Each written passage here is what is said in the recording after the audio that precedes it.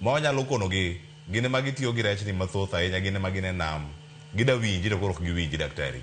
Gidonga donga kendo kandi point miwacho kanyo ma inyalo mana lero kendo to kanyo ka ikonowa mana sani sama kora ka utuli nikech samoro ang ka utul kapok apenji penjo moro kendo en ni rech ni kutegi ochako bede gi karang'o to penjo ni bende en paro mar ni rech ni mana Kenya ka en Uganda en Tanzania en tiere pinje mamoko koso kute mana rech gin mana mayudore Kenya ka kende kalore kod nonro maru mantie maka achiel kuom penjo mano owuor kae kod joneno motelo network makamae.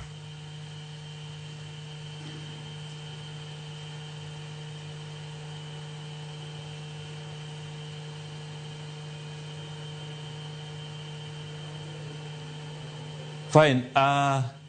Apparently there's a bit of breakdown, Martin. Mamioka, I'm not getting you clear, but there's some few points, Mayodo. In Lake Victoria, we still need a lot to be done. Kendo, the fish itself, the aquaculture, animals,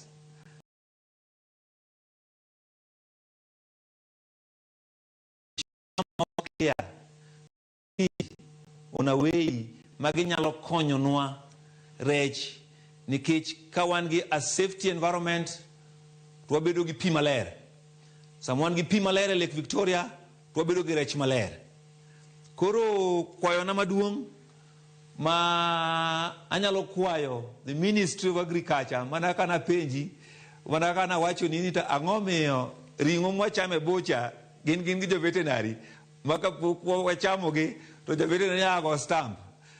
Let's also bring that in fish industry. Yes. And we are still doing this.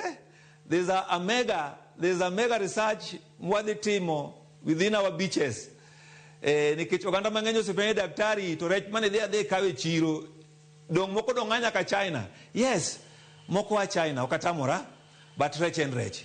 At the end of the day, the finding mananyado kadama Lake Victoria is the same finding makatamag China go nyalomiwa. This is a global issue. Mwadwane mondwangi kaka wanyalo konyo wachini.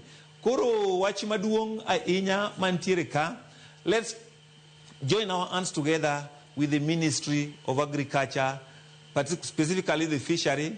We are there and we are ready also mondwa kony yo mwanyalo konyo godo rechwa mantiere pi.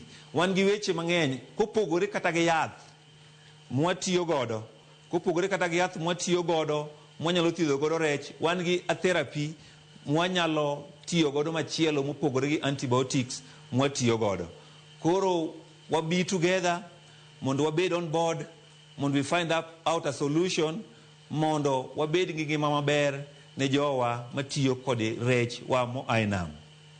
Erokamana ahinya daktari. Ma Dr. Silas